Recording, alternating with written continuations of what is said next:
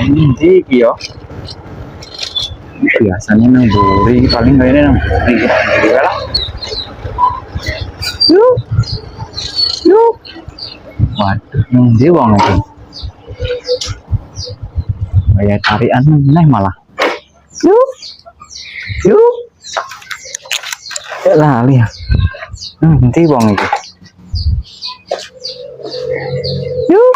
Ndi wong iki mau kok reneng ketupan malahan ya. Waduh, jejelah. Moro lah, ini ora wong iki ya. Yuk. Tagihan yuk. Apa lek? Tagihan. Dah lah aku lar kondangan kok yo naki-naki to lek. Ora kira-kira temen lho. Oke kondangan koyo ngene kok nagih iki sampean lho. Yo wayahe Kiki. Lah piye aku ora ndek duit. Duite tak lebokke amplop wis tak lakban ki ora iso dijikuk. Piye ya Jal? Ya mana sisa-sisa lho piro-piro lah yuk. Belas ora ndek duit aku lek. Ya piye to? Sisa-sisahan piro ono? Terus kok piye go jajane anakku iki? Kilo lek delon dompet ora nang isine kilo lek. Ya saeneke piro lah. 2000 ki. Oh alah ya wis enggak apa-apa lah.